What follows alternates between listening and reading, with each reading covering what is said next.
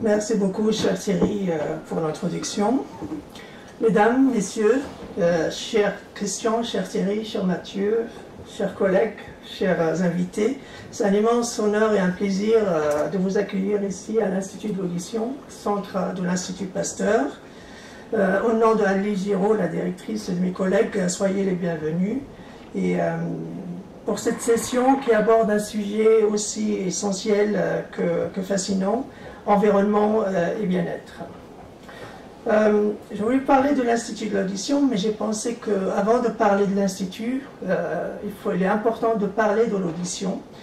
Et parler de l'audition pour comprendre justement pourquoi l'audition c'est un bien précieux et surtout pourquoi il est important d'agir et agir de manière proactive pour la préserver. L'audition, c'est pas juste la notion d'entendre. Donc ceci fait que, avant notre naissance, en fait, le développement de notre capital auditif, il est presque déjà déterminé et fixé. Si vous ajoutez à cela que, avant notre naissance, dès avant notre naissance, l'oreille, elle se met à travailler et il va continuer à travailler en permanence. Que l'on soit éveillé, endormi ou même sous un coma, l'oreille travaille. Donc, mis ensemble, on peut très bien comprendre que si on pose la question, est-ce que ce capital auditif à un moment donné va commencer à décliner? La réponse est oui, c'est sûr que ça va décliner. La seule vraie question, c'est quand cela va arriver. Et cela peut arriver naturellement, donc le plus longtemps, le plus loin et longtemps possible, on l'espère. Mais malheureusement, donc dans de nombreuses situations, cela arrive beaucoup plus tôt. Et la liste, donc le facteur de risque pouvant causer ou accélérer ce vieillissement ou entraîner des dommages à l'oreille sont très nombreux.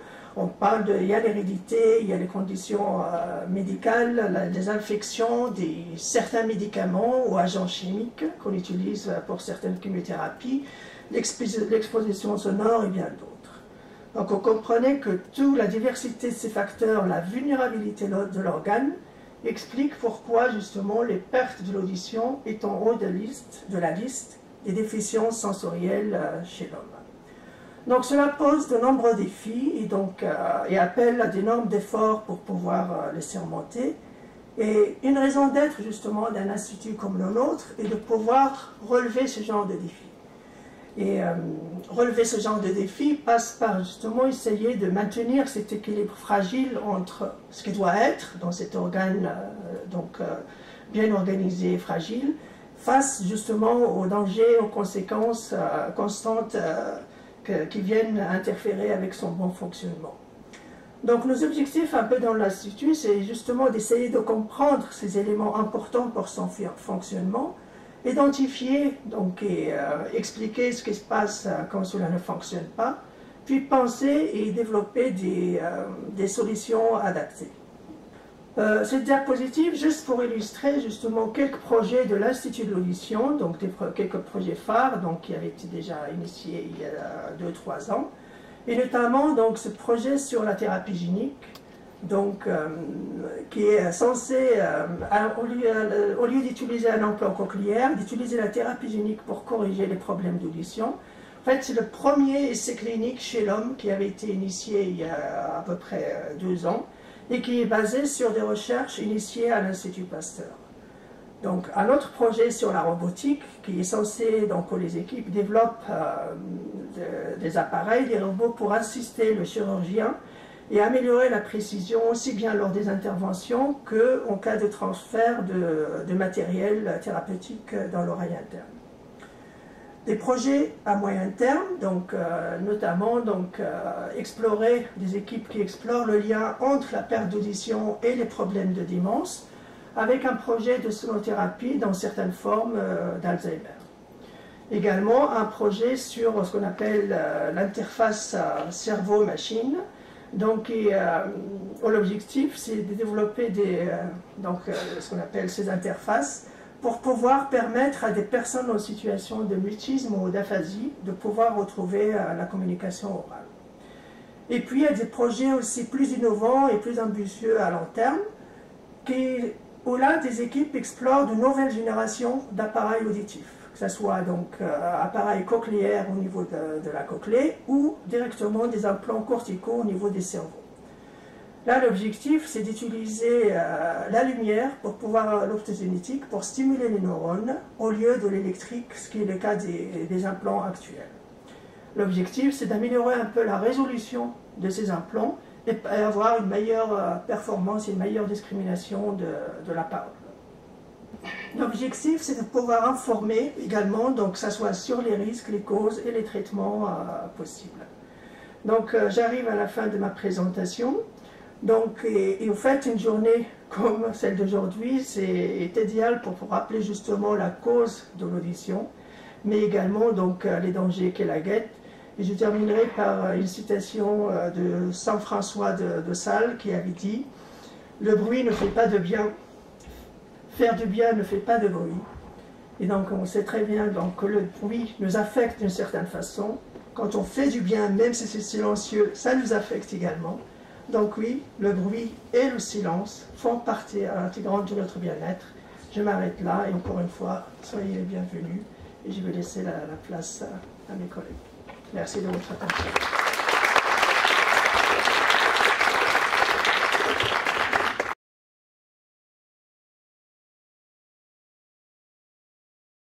Est-ce que dans le métro, j'ai tous ces gens que l'on rencontre tous les matins dans le RER, est-ce qu'ils sont vraiment centrés? Est-ce que les gens sont vraiment là, en fait, en écoute de l'autre, à se regarder et à se comprendre? Pas sûr. Ouais, les enjeux du sonore sont là. Et figurez-vous que dans le dernier sondage OpinionWay qu'on a réalisé, et je l'écoutais encore tout à l'heure sur France Inter, les journalistes sont étonnés.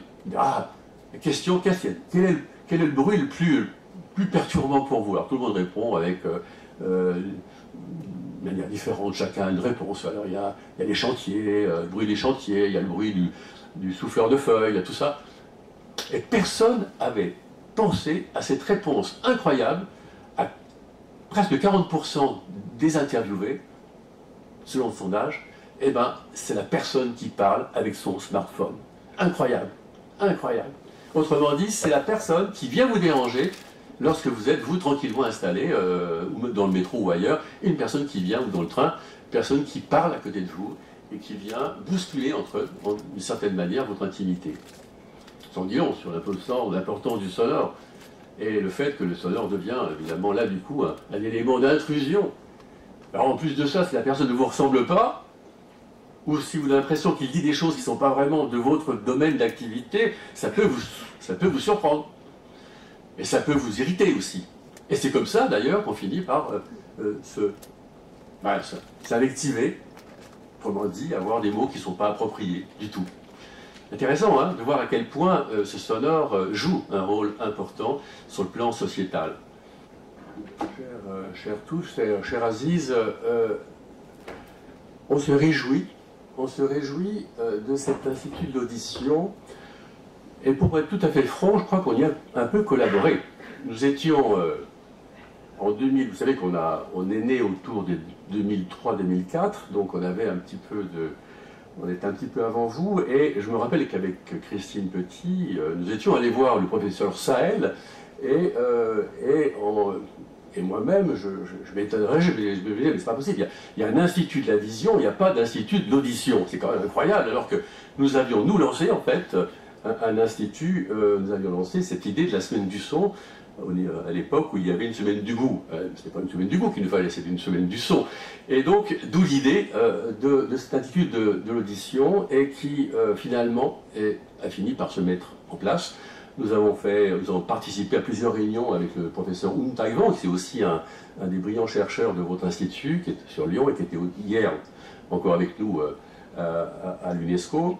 Et on savait, et on sait, effectivement, on savait qu'il y avait là, en tout cas, un tremplin incroyable, effectivement, à franchir, en tout cas, je dirais, une zone à remplir, en tout cas, un vide à remplir, qui était celui d'un no man's land, où, effectivement, personne, dans un monde qui était terriblement rétinien, hein, qui ne faisait que amener chacun à regarder le monde, eh bien, on se disait qu'il y avait certainement là de quoi aller plus loin sur un plan sanitaire, c'est ce que vous avez évidemment comblé comme vide, mais aussi sur bien d'autres secteurs d'activité. Donc on se réjouit et je constate que depuis plusieurs années, on est évidemment partenaire et ô combien de votre institut, comme à travers également la Fondation pour l'audition, qui est aussi un parrain également exceptionnel pour nous, et tout ça va bien, et tout ça nous va bien. Voilà, les 5 thèmes étant présentés, après on s'est rencontré avec l'UNESCO. L'UNESCO nous a dit même, attendez, c'est intéressant, vous avez pensé au sonore en fait. Et si on s'y intéressait d'un peu plus près, sur un plan sociétal, sur un plan culturel, etc. Et donc on va en dire 2 mots là, simplement pour que les choses soient très claires. Les enjeux du sonore. Premier des enjeux peut-être, l'enjeu économique. Tiens, ça va vous surprendre. Économique. Une rencontre avec Jacques Attali d'abord, et puis ensuite avec Pascal Lamy. Pascal me dit, tu sais, moi je veux bien rentrer dans ton truc là, mais ça rapporte quoi cette histoire? C'est ça, on est dans un monde, effectivement, il faut prouver quand même qu'on a raison économiquement. On ne peut pas passer son temps à perdre de l'argent, il faut aussi en gagner quand même, quoi qu'il en soit. Donc, je lui dis, bah, écoute, je ne sais pas, Pascal, mais on va faire une analyse, on va demander à Asterès, on va prendre Asterès, qui est un bureau d'économie, et Nicolas Bouzou, et je vais le voir, et Nicolas, que je connaissais, je lui dis, Nicolas, est-ce que vous pouvez me faire une estimation sur plusieurs mois, en tout cas, de ce que peut rapporter, en fait, le son, en fait, économiquement, qu'est-ce que ça peut rapporter à la France? Et quelle est la part du sonore par rapport au PIB? C'était la question que me posait Pascal. Ah, il travaille là-dessus, il travaille. Et puis, dans un premier temps, c'est pas très intéressant votre truc, le son. Hein. Et puis, je leur donne les 5 thèmes, là, les uns après les autres. Hein, environnement, santé, etc., etc. Et là, il travaille là-dessus, et santé, évidemment, il y a du monde sur la santé, il y a quand même beaucoup de professionnels de la santé, il y a qui s'intéressent au sonore, pas que les audioprothésistes, mais tous les secteurs que vous connaissez, un nombre important de secteurs du secteur de la santé, en tout cas, qui s'intéressent au sonore. Et le BTP, tiens, le BTP, oui, c'est intéressant, c'est un secteur qui est extrêmement porteur, avec tout ce qui touche à la construction, tout ce qui touche au traitement acoustique. Ah, c'est intéressant, oui. Ah, tiens, l'audiovisuel, oui, c'est intéressant, ça, aussi. Oui, il y a quand même beaucoup de gens qui travaillent dans l'audiovisuel aussi. Et puis quoi encore? Ah ben tiens, si on s'intéressait aussi au spectacle. Ah oui, tiens, le spectacle, oui, effectivement, oui, c'est vrai que la musique, c'est aussi une source de revenus, effectivement. Et puis quoi? Eh ben, les télécommunications. Tous ces gens qui travaillent, effectivement, à travers les télécoms, que ce soit Orange, que ce soit tous les porteurs de signaux, en tout cas, au niveau de TDF jusqu'à Orange, en passant par tous les signaux, effectivement, qui sont transportés jusqu'à vos téléphones. 34 milliards d'euros par an. 34 milliards d'euros de bénéfices apportés par le sonore. Qui fait qu'aujourd'hui, évidemment, tout est compressé. Et encore, 2 mots pour expliquer ce que c'est qu'un son compressé. Dans les années 60, on voit arriver ce son compressé, c'est-à-dire qu'on veut mixer en fait une guitare avec une batterie. On s'est dit, mais comment on peut faire? Pas possible, la guitare est trop faible, la batterie est trop forte, donc il faut à ce moment-là remonter la guitare. Mais si je remonte la guitare, qu'est-ce qui se passe? Je vais saturer l'enregistrement, car dans la guitare, il y a toute une partie électrique qui ne s'entend pas. Et à ce moment-là, on écrase la guitare, on en fait un soufflet, on le transforme d'un soufflet en une galette, et cette galette, on la met où on veut. Et c'est comme ça qu'on peut arriver effectivement à mixer n'importe quel son de n'importe quel niveau.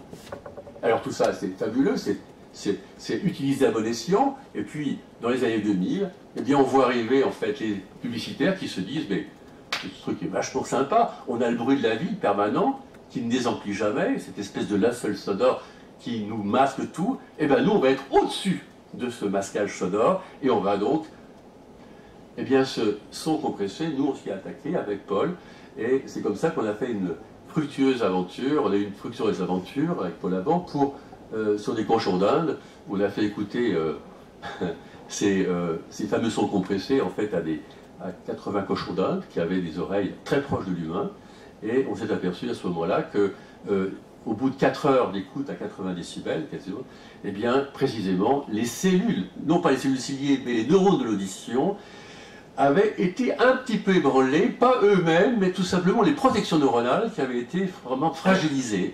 Et ces protections neuronales fragilisées entraînaient en fait un dysfonctionnement notoire du réflexe tapédien. Le réflexe tapédien, c'est ce réflexe qui permet de raidir l'oreille lorsqu'on entend un son fort. Alors évidemment, quand on n'a plus les moyens de raidir l'oreille, eh bien le son rentre dans la tête, et c'est comme ça qu'on se retrouve avec, selon le rapport d'Opinionway, 36% des jeunes, 40% des jeunes, qui aujourd'hui vous disent avoir des problèmes d'acouphènes. Acouphénie partout à 40, je crois même plus de 40% des jeunes. C'est dingue, c'est dingue. Et donc cette découverte qui a été faite, donc avec le professeur Pont-Lavant, est extraordinaire, et c'est comme cela qu'on va, on l'espère, arriver à réaliser un label qualité sonore qui va être mis sur les instruments de musique, qui va être mis sur les albums, d'abord, qui permettra effectivement, quand on verra en fait ce label qualité finalement, l'équivalent de Nutri-Score, finalement, Nutri-Score, un équivalent hein, qui vous dira, voilà, vous pouvez y aller, hein, vous pouvez l'écouter, vous aurez la respiration, vous aurez la dynamique sonore suffisante, eh bien, ce label va pouvoir être installé. On va commencer par Universal, je crois, et on continuera sur d'autres labels. Et puis on aimerait aussi aller sur la radio, on aimerait aller sur la télévision, on aimerait aller sur tous les transports aujourd'hui audiovisuels. Vous voyez qu'on est là sur des situations très très positives qui nous donnent un élan absolument incroyable, et on sait qu'on a raison d'y aller. Et puis je voulais quand même vous parler de ce bel instrument qu'on a réalisé avec Eric Orsédar, enfin, où Eric nous donne l'appellation exacte selon lui, déposé donc je dirais aujourd'hui officiellement, mais qui nous a été donné tout de même par une personnalité éminente. On l'appelle décibellateur, c'est drôle, c'est marrant, c'est sympa. Ça vous donne le niveau sonore à la seconde en fait, et cet indicateur de niveau qui va être installé sur toutes les mairies, avec David Lisnard qui a ouvert la semaine du son il y a 2 jours.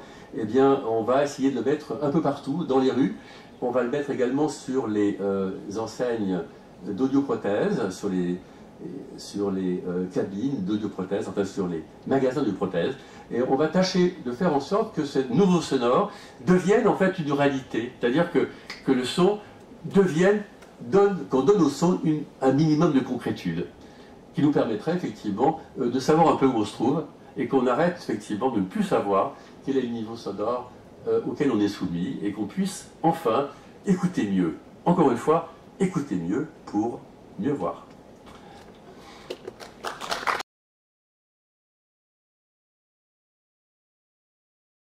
Thierry, cher Christian, cher Aziz, merci beaucoup, chères toutes, chers tous, merci beaucoup de votre présence ici.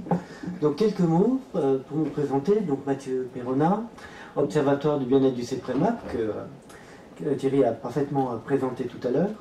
Et je suis très heureux de vous présenter aujourd'hui ce parcours de la recherche sur le bien-être que nous avons réalisé avec Louis Frégé, qui est actuellement en post-doctorat au CEPREMAP, sur quelle dit la recherche sur le bien-être, sur le lien en fait entre le son et le bien-être.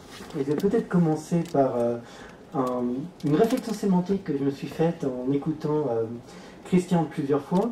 C'est probablement lié au fait que ma femme est spécialiste de littérature du XVIe, c'est qu'à une époque on parlait d'entendement et d'entendre. Et la fonction de l'intelligence était associée plus à l'oreille, à l'écoute, que à la vision. Aujourd'hui on dit beaucoup je vois, et à l'époque on disait j'entends. Et on a toujours ça dans le vocabulaire évidemment, des pièces de Molière. C'est avec cet entendement que je voudrais aller sur cette revue de littérature pour dire un peu de notre positionnement. À l'Observatoire du bien-être, on est complémentaire, j'ai envie de dire, avec les approches qui ont pu être présentées en santé publique.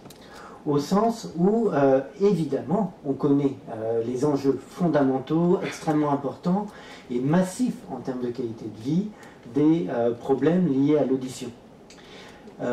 Il est extrêmement utile qu'il existe des grands instituts comme celui-ci pour répondre à ces problèmes-là.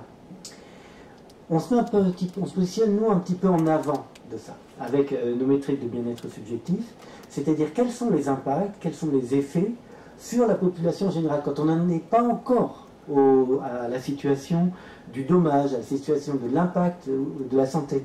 Quand on n'est pas dans le bruit délétère, au sens de délétère pour la santé, délétère pour les fonctions, pas fonctionnement délétère, mais ce bruit irritant, ce bruit qui me gêne, qu'est-ce que ça fait sur ma vie?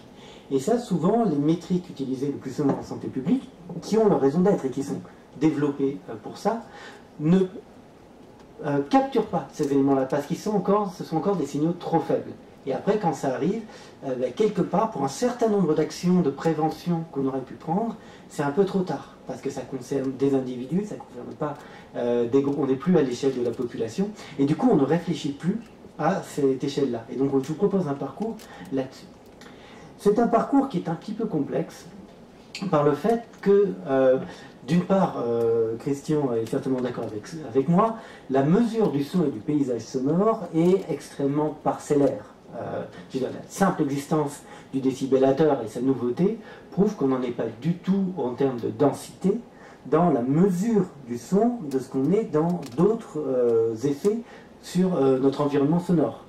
Je pense que tout le monde connaît ici Air Paris, la notoriété de bruit Paris et plusieurs ordres de grandeur en dessous de ce qu'est Air Paris, alors que fondamentalement, il s'agit de la même chose, la mesure d'une perturbation de notre environnement. La difficulté se redouble du fait que la mesure du bien-être subjectif est elle aussi extrêmement parcellaire. En France, elle est collectée essentiellement par une grande enquête nationale de l'INSEE, l'enquête sur les ressources et les conditions de vie des ménages dans le cadre d'un grand dispositif européen. Mais c'est un échantillon représentatif, certes consistant, on parle de 30 000 personnes, mais qui n'a rien à voir avec ce qui existe dans d'autres pays, par exemple au Royaume-Uni, où les questions dont je vais vous parler dans un instant sont posées à tout le monde parce qu'elles sont dans le recensement. Dans le recensement britannique, qui est fait comme en France sur un panel roulant, donc plusieurs centaines de milliers de personnes chaque année, on pose ces questions de bien-être subjectif. Et du coup, on a beaucoup plus d'idées sur qu'est-ce qui peut influencer le bien-être subjectif. Cette question de la mesure est évidemment centrale. Parce que on a en France une tradition qui est qu'on aime bien ce qui est objectif. Et objectif et mesurable sont deux choses complètement différentes. Je vais y venir dans un instant, mais on a tendance à confondre un petit peu les deux. Et là, dans le domaine qui nous intéresse, ça conduit à énormément de confusion, ou en tout cas de fausses pistes. Pour le son, je ne vais pas me substituer à Christian pour parler de ce qu'il peut y avoir d'écart entre le son tel qu'il est mesuré par une échelle comme le décibel, qui est une échelle de niveau, et des échelles plus subjectives, qui sont celles, quelque part, qui vont m'intéresser. J'en présente qu'une seule, celle qui commence à faire le pont entre les deux, qui est celle des Kosten, qui ne mesure pas le niveau sonore, mais le nombre de fois où le niveau sonore franchit un certain seuil de volume qui peut être éventuellement ajusté. En quoi est-ce important? Imaginez, vous habitez à côté d'une ligne de chemin de fer. Vous avez un TGV qui passe toutes les 45 minutes. La réglementation actuelle, comme on me l'a rappelé pas plus tard que ce matin, elle impose un niveau de bruit moyen en décibels. Si votre train fait beaucoup de bruit, mais qu'il est suffisamment peu fréquent, pas de problème, rien à faire, on est en dessous des normes en termes de décibels. Bon, heureusement, l'échelle de décibels n'est pas linéaire, donc des bruits très forts font rapidement monter la moyenne, mais quand même, on se rend compte qu'il y a une différence fondamentale entre le son tel qu'il est mesuré par ces mesures et le son tel qu'il est ressenti et entendu, y compris dans le cas de cette expérience, en fait, cette condition quasiment chimiquement pure du son qui est dommageable, qu'on peut avoir à proximité d'une ligne de chemin de fer ou encore d'un aéroport. Pour commencer par regarder un petit peu dans notre jardin à nous, économistes, quelque part, pendant longtemps, on n'a pas fait mieux. C'est-à-dire qu'on a dit, ok, les représentations des gens, c'est intéressant, mais ce qui compte, c'est ce que les gens font et ce qu'ils décident. Et ça, comment on le mesure? On le mesure avec les transactions, puisque ce qui nous intéresse en tant qu'économiste, c'est l'allocation des ressources. Et donc, on va avoir un argument de préférence révélée. C'est-à-dire que je ne sais pas à quel point les gens sont dérangés par le son, je ne vais pas forcément faire confiance à ce qu'ils me disent, je vais faire confiance à ce qu'ils font. Et donc je vais chercher des transactions qui vont être influencées par le bruit. Et ça, typiquement, ça va donner lieu à toute une littérature sur comment est-ce que la proximité de telle ou telle source de nuisance sonore, typiquement les aéroports, parce que les aéroports, j'ai de la mesure du décibel, je sais que c'est pénible, et je sais que c'est très difficile de s'en prémunir, comment ça influe sur les prix immobiliers. Quelle est la décote, bêtement, du mètre carré quand je suis sous le couloir aérien qui conduit à Roissy ou à Orly? Et donc je fais des calculs et avec ça, je sors, honnêtement, disons-le, un petit peu de mon chapeau, une évaluation de combien ça coûte le bruit. Je dis un petit peu de mon chapeau parce que là-dedans, il y a évidemment un énorme biais de sélection. C'est-à-dire que les gens les plus averses au bruit, les plus dérangés par le bruit, ils vont juste pas venir acheter une maison sous un couloir aérien, même si elle n'est pas chère. Et donc toute cette partie-là de la population, je vais pas le voir. Je vais aussi le sortir un petit peu de mon chapeau parce qu'il y a des gens qui n'ont pas le choix, c'est-à-dire dont les moyens ne leur permettent pas d'acheter ailleurs et qui du coup vont supporter toutes les nuisances, y compris fonctionnelles, qu'elles peuvent rencontrer là-dessus, mais parce que ça leur permet d'acheter une maison beaucoup moins chère. Et là encore, ça va biaiser mon estimation du prix et de la nuisance. Et ça va la biaiser dans une direction qui ne m'arrange pas du tout en tant qu'économiste qui se voit un petit peu planificateur bienveillant, parce que je vais sous-estimer la sensibilité et le dommage créé aux populations les plus vulnérables. Donc tout ça est pas exactement idéal, et c'est un petit peu la caricature de ce qu'on reproche souvent aux économistes. C'est des gens, vous savez, qui cherchent leur clé perdue sous le lampadaire. Ils savent qu'elles ne les ont pas perdues là, mais c'est là où il y a de la lumière. Quelque part, c'est là où il y avait de la lumière, c'est-à-dire qu'on avait des transactions, et on avait une mesure, l'effet sur le bien-être de quelque chose qui nous dérange, parce que les gens vont être prêts à en parler, et parce que ça va être évident pour tout le monde que c'est un problème, que par rapport au sujet un peu plus diffus dont j'ai parlé juste après. Et revenons aux aéroports. Quand on demande aux gens à quel point ils sont dérangés par le bruit des aéroports, en particulier quand ils sont en zone urbaine, si vous avez déjà atterri là-bas, vous aurez reconnu l'aéroport de Nice, qui a la particularité d'être près des habitations et dans une zone densément peuplée, en plus d'être une approche assez acrobatique, m'a-t-on dit, quand on est aux commandes d'un avion. Eh bien, on voit que, oui, le bruit les gêne, mais plus le bruit nocturne que le bruit diurne, alors qu'il y a beaucoup moins de vols de nuit sur l'aéroport. Et on en revient à ce que disait un peu Christian tout à l'heure, la gêne par le bruit, la gêne subjective par le bruit, met en évidence qu'il y a des bruits qui sont considérés comme normaux ou légitimes en fonction de la situation. Bah oui, je sais, j'ai acheté en face de l'aéroport, je savais bien ce que je faisais, mais à d'autres qui le sont moins. Et typiquement, la nuit reste associée au moment où où il doit y avoir peu de bruit. Et ce qui est intéressant, ce qu'on a vu sur dans d'autres territoires, c'est que ce n'était pas forcément bien corrélé à l'isolation sonore des logements, c'est-à-dire à ce que les gens entendaient effectivement en termes de niveau. Et là encore, un spécialiste nous a remarqué le matin que ces relations étaient conditionnées par un contexte d'habitation et un contexte d'habitude qu'on a tendance à un peu survoler rapidement. C'est-à-dire que l'isolation phonique des lignes TGV a posé un gros problème sur la ligne Paris-Bordeaux, sachant que c'est exactement les mêmes équipements que sur la ligne Paris-Rennes. Et beaucoup plus de gens se plaignent sur la ligne Paris-Bordeaux que sur la ligne Paris-Rennes, avec les mêmes équipements, les mêmes fréquences, les mêmes équipements roulants et phoniques. Qu'est-ce qui se passe? Eh bien, sur Paris-Bordeaux, on traverse des zones où on vit la fenêtre ouverte, la plupart du temps. Et donc, les équipements d'isolation phonique qu'on a pu mettre dans les maisons ne fonctionnent pas parce que les gens, ils ouvrent la fenêtre parce que c'est ce qu'on a toujours fait. Et les maisons ne sont pas conçues elles-mêmes pour être constamment fermées. Contrairement à des maisons qui sont conçues plus au nord avec beaucoup moins de recours à la ventilation naturelle. Et du coup, on a un niveau de gêne au niveau de la ligne Paris-Bordeaux qui est beaucoup plus important que ce qu'il est sur Paris-Rennes, alors qu'on est objectivement, semble-t-il, dans la même situation. je passe tout cela quelque part, c'est un peu, j'ai envie de dire, de l'attendu. On vient mettre des chiffres, des quantifications, encore extrêmement partielles et lacunaires, sur des éléments dont on se doute, qui sont connus et attendus. Là où les métriques de bien-être subjectif apportent à mon sens vraiment quelque chose de complètement nouveau, c'est quand on passe aux côtés de la mesure de l'environnement sonore dans son ensemble. Parce que là, on va avoir des effets qui vont être plus subtils, plus diffus sur le bien-être.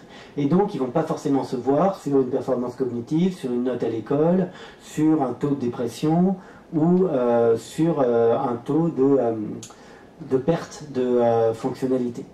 Et où il va falloir ces mesures un peu plus générales et sur une assiette plus large pour les approcher. Et cette première question, qui est un peu une des questions que nous ont posées Christian et Thierry, c'est qu'est-ce que c'est qu'un bon environnement sonore sur la base de vos métriques. Et ce qu'a dit Thierry, ce n'est pas le silence. Les expérimentations sur les environnements sonores reposants définissent des environnements qu'on appelle restauratifs, c'est-à-dire des environnements qui calment et que les personnes identifient comme propices à leur bien-être.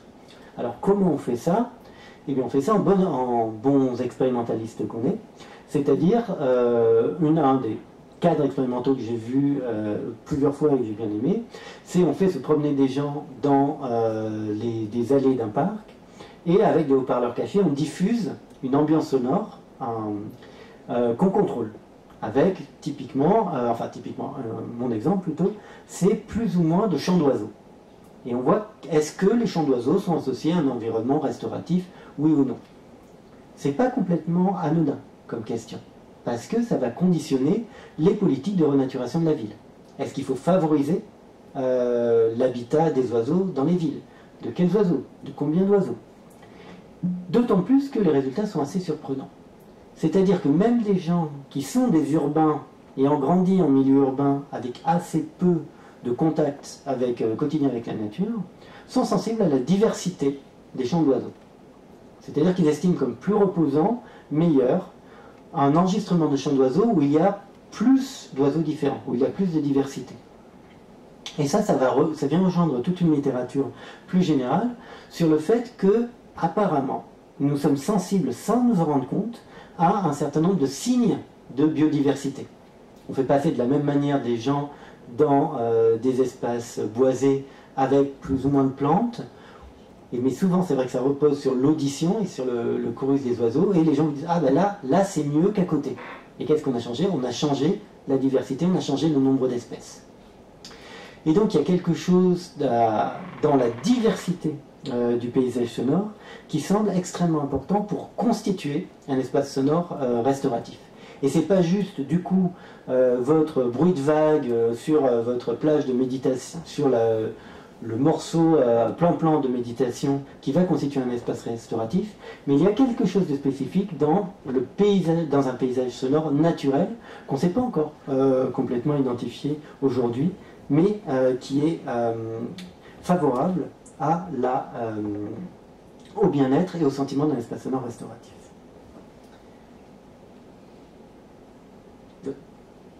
Typiquement, ce qui est un espace restauratif visuel, et là il manque la bande-son des chants d'oiseaux. Idéalement, on aimerait bien que ce soit des oiseaux qui reviennent, des vrais oiseaux et pas juste des enregistrements. Donc si je fais un premier retour réflexif là-dessus, on voit qu'il y a énormément d'intuition dans cette littérature, sur l'effet que le paysage sonore a un effet important, vraiment très significatif, lourd, constant sur notre bien-être, et qu'on est très loin de savoir le mesurer, qu'on a quelques coups de sonde qui nous indiquent qu'il y a énormément de choses à faire, mais que on ne s'est pas doté de l'architecture de mesure qui le permettrait. À quel point est-ce important? Pour moi, c'est de première importance. En France, malheureusement, on n'a pas encore pris très au sérieux ces mesures de bien-être subjectif. Mais si je traverse la Manche, cette mesure de la satisfaction de vie dont je vous parle depuis tout à l'heure est prise tout à fait au sérieux. dans un ouvrage qui est probablement l'ouvrage le moins funky que vous puissiez lire, qui sont les guides pour l'établissement des budgets des ministères britanniques, ce qu'on appelle le Green Book. Il y a tout un chapitre sur comment justifier le budget de l'action d'un ministère au travers des métriques de bien-être subjectif. Et si vous pouvez montrer que votre action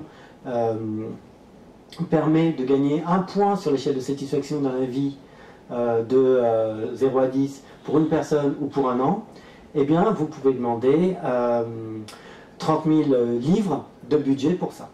Multipliez ça par le nombre de gens qui habitent le long d'un axe avec beaucoup de bruit, et vous avez tout de suite des quantums budgétaires qui sont extrêmement importants et que vous pouvez vous mettre à justifier en termes d'action publique sans avoir à passer par le détour de productivité, santé et les pertes de fonctionnalité que ces gens-là auront dans 30 ans. C'est aujourd'hui la perte de bien-être qu'ils ont que l'on peut mesurer, que l'on peut mettre dans des évaluations de politique publique. À mon avis, c'est là l'enjeu qu'on peut porter ensemble, c'est de coupler les mesures de paysage sonore à ces mesures de bien-être subjectif pour mettre en évidence l'impact que des changements qui ne sont pas toujours si coûteux de l'environnement sonore peuvent avoir sur notre bien-être quotidien. Donc on voit qu'il y a une littérature qui est en fait nombreuse en termes de nombre de papiers, mais avec un champ limité sur les coups de projecteur qu'elle a menés. La mauvaise nouvelle de ça, c'est évidemment qu'on est loin d'une situation où on pourrait dire, ben voilà, pour une politique publique du son et de l'environnement sonore, voilà ce qu'il y a à faire. On n'est pas du tout au niveau de certitude scientifique qui pourrait permettre ça. La bonne nouvelle pour moi, en tant que praticien et pour nous, c'est que ben, tout reste à faire. Et que c'est peut-être le moment de se saisir fortement de ces métriques et de ces enjeux-là pour justement définir la politique du paysage sonore de demain. Pourquoi maintenant plutôt qu'à notre moment? Bon, ben, c'est toujours mieux que hier on ne l'a pas fait et c'est mieux que demain parce qu'on aura gagné du temps. En termes de bâti, il y a un énorme enjeu. Aujourd'hui, en France, on est à 30% du bâti qui est en situation, dans des zones de gonflement et traction d'argile. Et donc qui est menacé par le changement climatique à un horizon qui est beaucoup plus court que la durée de vie habituelle de ce genre de bâtiment. On a tout un bâti de service qui n'a pas du tout été pensé et calibré pour le niveau de température, les vents, et ou les niveaux de précipitation que nous allons vraisemblablement expérimenter. Et de la même manière pour le tissu urbain. Une des conséquences de l'adaptation à laquelle on va devoir faire face au changement climatique, c'est qu'il va y avoir des modifications profondes et qu'on va devoir réaliser en peu de temps du bâti. Et donc c'est vraiment le moment de se mettre à réfléchir sur comment on introduit cette dimension du son dans la conception des politiques de ce bâti pour demain, de ce bâti post-transition. Et on n'a en fait pas beaucoup de temps pour arriver à des solutions. Voilà, je suis resté en fait dans le cadre temporel qui était initialement prévu pour mon intervention. Donc on a un peu de temps pour des questions, si vous en avez.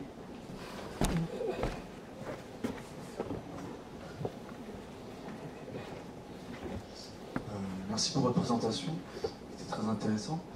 J'ai juste une question. Quand vous parlez du manque de données lors des aménagements urbains et des reports de trafic, est-ce que vous prenez en compte les études d'impact qui sont faites avant chaque grand aménagement pour les places ou les voies de berge, comme vous citiez? Il y a une étude d'impact qui est faite, des bureaux d'études associent à ces reports de trafic une émission de bruit et l'impact que ça a sur les populations qui sont concernées. Ben, typiquement, votre étude d'impact, elle va être en décibels. Et donc, elle ne va pas correspondre au bruit ressenti. C'est ça qui m'intéresse. Ce n'est pas le niveau sonore absolu, c'est comment les gens le ressentent et quelle est la satisfaction ou le niveau d'agacement des gens vis-à-vis du bruit avant et après. Et on voit que si on fait juste une étude d'impact en décibels du réaménagement de la place, dont j'ai parlé tout à l'heure, on a augmenté le niveau de décibels. Mais on a augmenté la satisfaction des gens. Et c'est cette collecte de données subjectives qui est en général pas faite du tout. Parce que ce n'est pas une métrique qu'on a l'habitude d'associer à ces projets de renouvellement urbain. Dans le cadre de Ville Vivante, l'achat Ville Vivante, l'autre jour, on était chez Artelia, qui est une très grande entreprise de conception de bâtiments, qui a conçu par exemple un certain nombre de tours de la Défense, et donc qui construit des bâtiments de ce gabarit. Et je leur faisais la remarque quand ils nous montraient leurs maquettes, mais où sont les gens? Et les gens, sur les maquettes, sur les visuels, sont des éléments décoratifs qui sont rajoutés à la fin. Et il n'y a pas de pensée de comment les gens vont se sentir dans ces éléments. J'ai posé la question, mais comment vous intégrez comment les gens vont se ressentir, leur niveau de confort? Ah, mais ça, c'est les normes qui me le donnent. Il n'y a pas de réflexion de l'humain. Et donc, du coup, on ne mesure pas, alors qu'on a des instruments de mesure pour ça, mais on ne le mesure pas parce que c'est vraiment pas dans une culture ni chez les urbanismes, ni chez les urbanistes. Je veux dire, j'ai fait une intervention comme ça à l'école Malaquais, l'école des architectes de la ville de Paris. Il y a certains moments, je voyais, oh punaise, on n'a jamais pensé comme ça nos projets, on ne savait même pas que c'est mesurable. On ne savait pas que c'était mesurable en fait, la manière dont les gens ressentent. Et du coup, les outils pour mesurer ça, c'est des questionnaires, c'est essentiellement des enquêtes par questionnaire. Sur certains aménagements urbains, vous avez aussi de l'enquête d'observation. C'est que vous regardez ce que font les gens. Typiquement parce qu'il va y avoir des choses qui vont être encore plus difficiles à mesurer, par exemple le lien social, et il y a toute une méthodologie pour regarder ce que font les gens et regarder est-ce que sur votre place, après votre réaménagement, les gens s'arrêtent pour discuter ou échanger plus ou moins qu'avant votre réaménagement. Et vous comptez le nombre et la durée des conversations sur votre place pour mesurer à quel point vous participez au lien social. Je veux dire, ça devrait être un truc fondamental dans un réaménagement, cette mesure du lien social. C'est jamais fait. Vous d'abord peut-être. Donc bonjour, je suis Boris Gourevitch, donc je suis directeur de recherche au CNRS dans l'Institut de l'audition, dans une équipe qui s'intéresse à la plasticité du cerveau suite à justement des expositions à des environnements bruyants. Donc ici à l'Institut de l'audition on s'intéresse à l'oreille, mais on a aussi des équipes qui s'intéressent à ce qui se passe derrière l'oreille, c'est-à-dire jusqu'au cerveau, et c'est une des spécialités de mon équipe. Neurologique aux macrophénomènes qu'on a décrits tout à l'heure, qu'est-ce que vous voyez comme corrélation entre finalement l'environnement sonore tel qu'on peut le percevoir, tel qu'il est, et le bien-être? Comment vous voyez les choses d'un point de vue neurologique? Alors, avec le bien-être, bon, je vais déjà revenir au lien entre ce qu'on observe dans le cerveau et les phénomènes dont on a parlé. On transitionnera après au bien-être parce que pour nous, effectivement, c'est vraiment faire un lien entre A et Z. On est, nous, dans l'étude des mécanismes entre les deux et c'est donc pas toujours facile de tout interpréter. Ici, à l'Institut d'audition, on travaille beaucoup sur des modèles animaux aussi et donc le lien qu'il y a à faire entre le bien-être chez l'animal et chez l'homme est aussi délicat. Alors, pour faire le lien avec ce que vous m'avez dit, dans les environnements bruyants, ce qu'on voit, c'est que le cerveau réagit aux surprises déjà. C'est-à-dire qu'effectivement, vous avez tous remarqué que vous n'entendez plus le frigo de votre cuisine, mais que la goutte d'eau du robinet, vous allez tout de suite la détecter, pire, elle va finir par vous agacer, parce qu'effectivement, le cerveau n'arrive pas à prédire l'arrivée de ce son, et comme il n'arrive pas à le prédire, a fortiori, il n'arrive pas à le filtrer, à le retirer, à s'en soustraire, et donc on entend cette surprise, et ça va créer vraiment une grosse onde dans le cerveau, qui va évidemment amener à une perception, c'est-à-dire on va s'en rendre compte, on va en être conscient, et on va avoir du mal à en faire abstraction. Après, il y a des phénomènes psychologiques, on n'est pas tous égaux devant faire abstraction d'un bruit qui nous gêne. Bon. L'autre chose qu'on a observé dans nos travaux, c'est un exemple, hein, je ne peux pas faire tout le tour, on a observé, il y a une vingtaine d'années, on a fait des expériences. Alors c'est un peu la recherche, c'est-à-dire que de temps en temps on tombe sur un résultat par hasard, et donc c'est ce qui s'est passé. À l'époque je travaillais chez le chat au Canada. C'est très difficile de travailler chez le chat en France de nos jours, mais c'était au Canada. Et on avait des chats juste à côté de notre laboratoire. Et puis en fait, notre but, c'était qu'ils ne s'ennuient pas, justement. Donc on leur a passé des environnements bruyants, en continu. Alors ces environnements bruyants, c'était des sons complètement aléatoires. Ça faisait un petit peu... des choses comme ça, pour pas finalement que leur cerveau devienne paresseux. Et ces sons, ils étaient ni trop graves ni trop aigus. Ils avaient une bande de fréquence, comme on dit. Donc ils étaient calés dans des médiums. Et puis notre travail, ce qui est toujours mon travail, c'est en fait, et c'est pour ça qu'on ne peut pas le faire chez l'homme, c'est de planter des petites électrodes dans le cerveau pour aller analyser ce qui se passe aux neurones individuels. C'est-à-dire que quand on va envoyer un son, si on plante une électrode dans le cerveau auditif, dans la partie auditive du cerveau, on va voir notre neurone répondre au son ou ne pas répondre au son.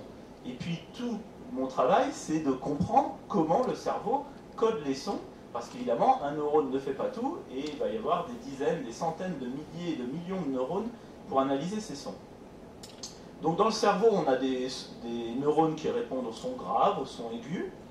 Donc on plante notre électrode, et puis là on voit que notre neurone était censé répondre au son qu'on avait balancé au chat pendant 3 mois, et puis le neurone n'y répondait pas du tout.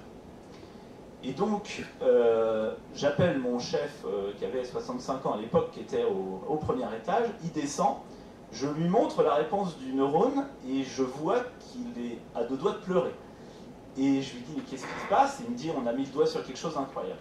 Et en fait, ce qu'on avait mis le doigt, c'était la première fois qu'en envoyant un environnement bruyant, continu, complètement passif, complètement aléatoire, à un cerveau de mammifère, on avait déconnecté les neurones qui répondaient d'habitude à ce son.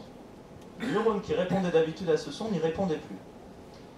Alors, ça nous a vraiment choqués. Et après, je suis parti du Canada, mais lui, il a fait une dizaine d'articles sur le même sujet. Il a complètement creusé, reproduit le phénomène. Il a vu que c'était réversible. Et ça, c'est vraiment ce qu'on appelle de la plasticité. C'est-à-dire que autant vous pouvez abîmer votre oreille, votre cochlée, votre organe sensoriel, il ne va pas se régénérer, autant le cerveau, vous pouvez le modifier. Pas vraiment le casser, vous n'allez pas traumatiser votre cerveau, au sens tuer des neurones, mais vous allez modifier son fonctionnement, et ça, en général, il y a beaucoup de choses qui sont réversibles. Donc ça, c'est un deuxième aspect pour les environnements bruyants qui est important, c'est que les environnements bruyants peuvent endommager l'oreille telle qu'on le connaît quand ils sont trop forts, et au niveau du cerveau, on n'est pas encore bien sûr des effets qu'ils vont avoir, mais potentiellement, ils vont modifier le fonctionnement du cerveau, et ceci de manière relativement réversible, dans une échelle de temps qui est à peu près la même que l'exposition. Par exemple, quand on exposait 3 mois, il fallait 3 mois pour que ça revienne à la normale. Voilà quelques éléments déjà. Quel est chez nous manquant? Qu'est-ce qui nous manque maintenant pour arriver à démontrer que c'est réellement le son et le sonore qui produit les effets et pas tout un tas d'artefacts qui vont avec? Il y a 2 choses qui interviennent à mon sens. La première, c'est le vocabulaire.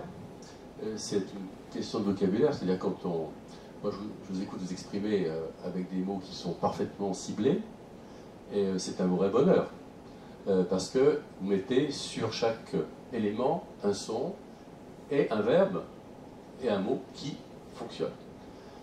Quand on parle du sonore aujourd'hui, on a un vrai problème, et c'est un problème de vocabulaire justement, c'est que les gens ne savent pas de quoi on parle.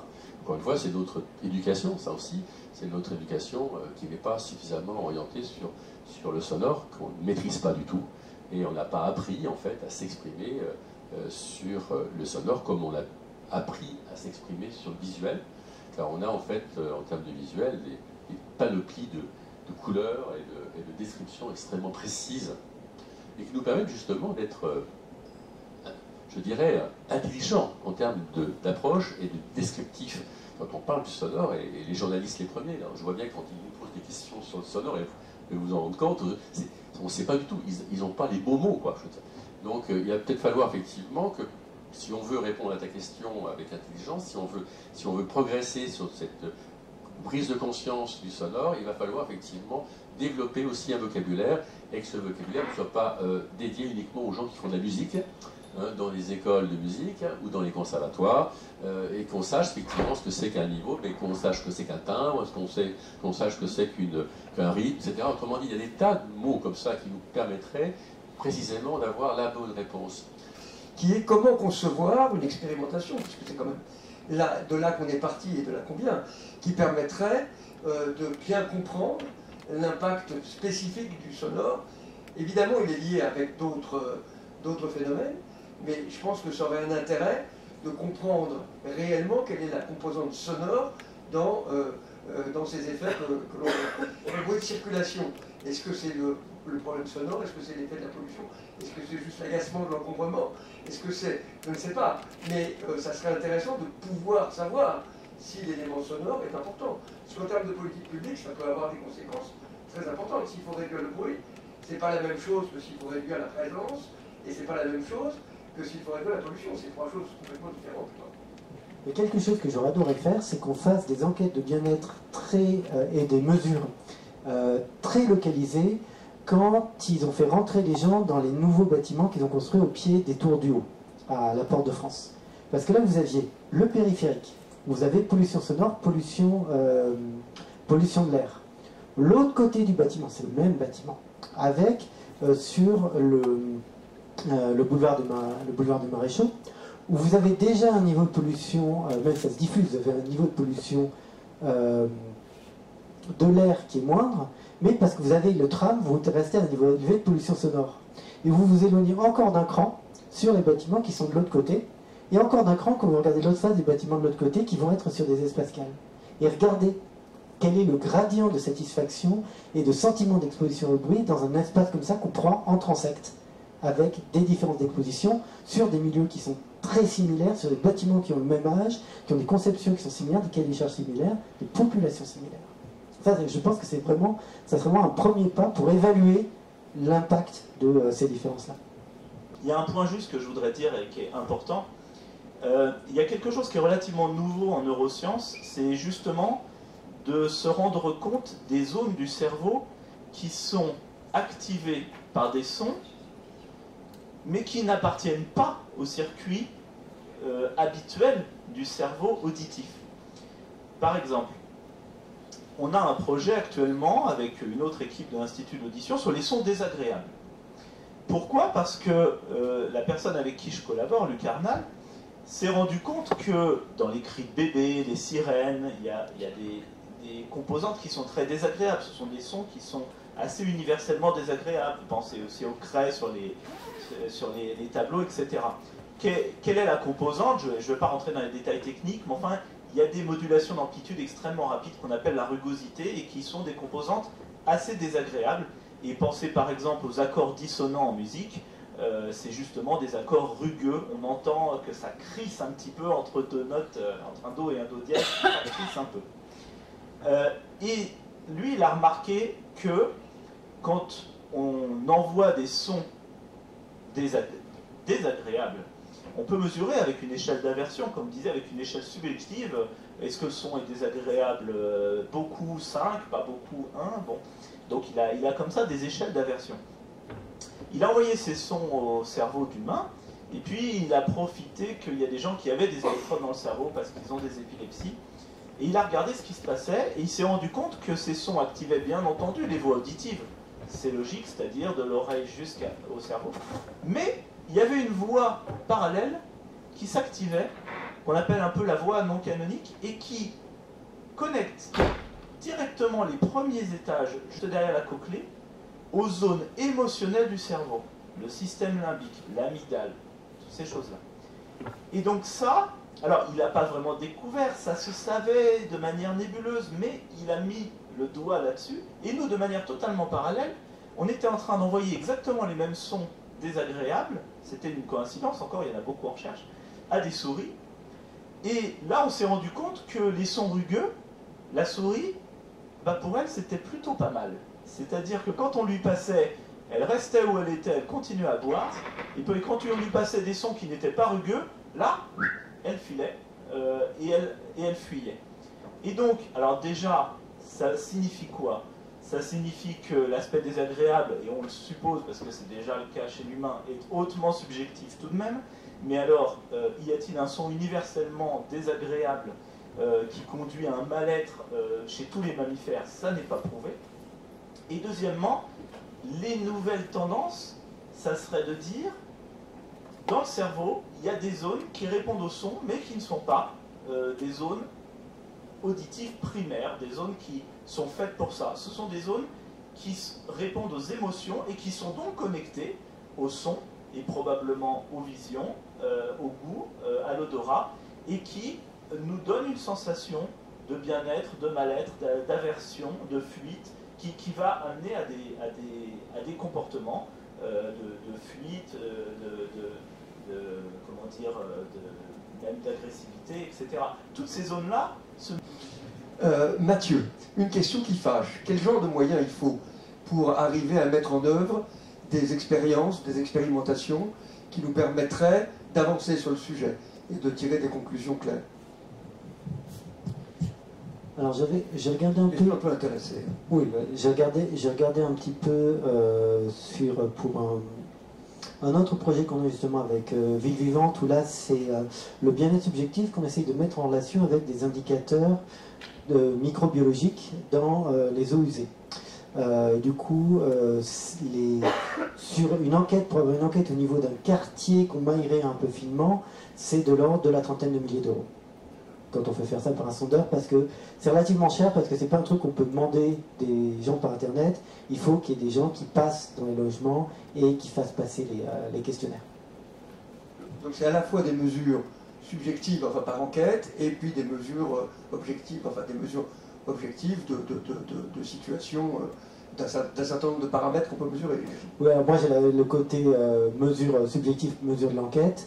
Après, j'ai pas les éléments de chiffrage sur les dispositifs techniques pour mesurer les éléments objectifs, comme le son, l'exposition de particules. J'ai fait une expérience sur l'exposition de particules, j'ai vu que c'était extrêmement compliqué. Donc, en gros, la mesure fiable de la pollution de l'air, ça demande des équipements qui font la taille au moins la taille du pupitre, et donc qui ne sont pas spécialement déplaçables. Alors ça me permet de passer la minute publicitaire. Tout ça, ça demande des moyens. Et donc faites adhérer à la semaine du son. Si vous aimez la semaine du son, faites adhérer vos amis. Si vous détestez la semaine du son, faites adhérer vos ennemis. Ça ne pose pas de problème. Dans tous les cas, faites adhérer la semaine du son. C'est très facile, vous allez sur le site de la semaine du son, vous cliquez sur adhérer, et en 3 clics, vous avez adhéré. C'est 25 € avec une réduction fiscale de 60%. Donc il reste 8 € à charge. Merci. Ça vaut vraiment la peine pour tous. Adhérer, faites adhérer à la semaine du son. Pardonnez-moi. Surtout qu'on a besoin de vous pour pouvoir progresser, surtout, c'est ça.